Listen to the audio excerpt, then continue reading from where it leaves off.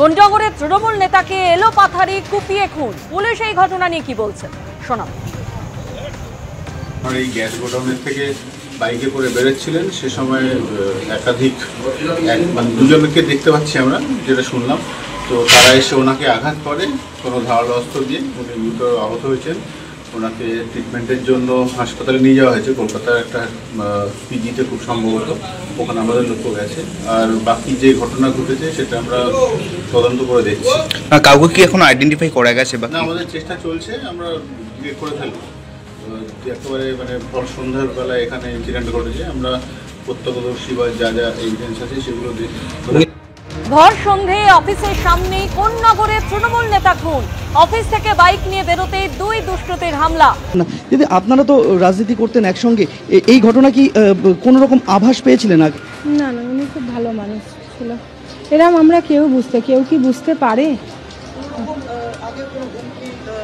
কেউ দিয়েছিল? ওনাকে জিজ্ঞেস করুন। কেউ কোনো রকম হুমকি? আমাদের যে পিন্টু চক্রবর্তী, আমাদের কানাইপুর কলোনি, আমার পার্শ্ববর্তী, উনি আমরা একই দল করি। আমরা বর্তমান শাসক দলের রাজনীতির লোক, কিন্তু এর গ্যাসের গোডাউন আছে, গ্যাসের ব্যবসা দীর্ঘদিন ধরে করছে, এবং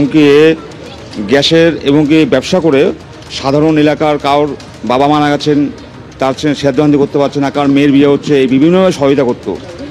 কিন্তু আজকে আমাদের একটা মিটিং ছিল, ওনারও যা কথা ছিল, উনি অফিস থেকে ওনার বেরোবে, তখন উনি গাড়িটা যখন ঘুরাচ্ছে তখন পিছন দিয়ে অ্যাটাক করেছে। এইবার কীভাবে করেছে এটা আমার যেমন হচ্ছে এটা কোনো রাজনৈতিক চক্রান্ত, এলাকায় সন্ত্রাস সৃষ্টি করার জন্য। এবার আমরা চাবো আগামী দিনে পুলিশ যারা দোষী তাদের বের করে কঠোর শাস্তি দিক। এটা বিরোধী রাজনীতির লাভ হলো, বিরোধী রাজনীতির লাভ হলো। পুলিশ তদন্ত করুক। পুলিশ কেন এদের দেখছে না? সামনে মদের ঠেক, সামনে মদের দোকান, পুলিশ কেন দেখছে না? পুলিশকে বলুন, এলাকা পুলিশকে বলুন, প্রশাসন করুন, আমরা আপনার উপরে দিয়ে যাবো। আমরা একটা ভালো ছেলে, একটা দিলদার ছেলে, যে মানুষ উপর করতো, 10 জনের ঝাঁপিয়ে আসতো, তার পিছনে যেভাবে করেছে, আমরা চাই কঠোর শাস্তি হোক আসামিদের। ছড়িয়ে দিয়ে কার লাভ হলো? সে লাভ হলো পুলিশ। আমাদের সঙ্গে থাকো। আপনারা শুনলেন যে নিহত তৃণমূল নেতা পিন্টু চক্রবর্তী, তার যারা ঘনিষ্ঠ তারা কিন্তু প্রত্যেকে এই কথা বলছেন যে কেন তাকে খুন করা হলো সে বিষয়ে কিন্তু তারা প্রত্যেকেই ধোঁয়াশায় রয়েছেন। উনি মানুষের ভালো করতো, উপকার করতো, উনি সমাজসেবী ছিল। ওনার অনেকগুলো পরিচয়, উনি রাজনীতিকের বাইরে অনেকগুলো পরিচয়, উনি সমাজসেবক। উনি আপনার এলাকায় গেলেই শুনতে পাবেন, উনি প্রচুর মানুষের উপকার করতেন। আপনারা কি মনে করছেন এটা পলিটিক্যাল ম্যাটার? তদন্ত না হলে কি করে বলবো বলুন? আমরা তো পুলিশ তদন্ত করছে, বলা যাবে না কিছু এখন, ওইভাবে আমরা বলতে পারবো না। পুলিশের তদন্ত করুক, কি উঠে আসে দেখি, তারপর। কিন্তু ওনার আমরা জানি যে কোনো নেই, শত্রু কিছু নেই, উনি যথেষ্ট সমাজসেবী, যথেষ্ট ভালো মানুষ।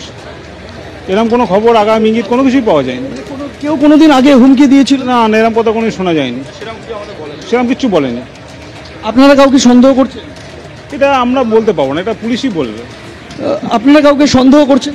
না না না না, সন্দেহটা দেখুন, একটা ঘটনা ঘটেছে, সন্দেহ তো করতেই হবে কাউকে না কাউকে।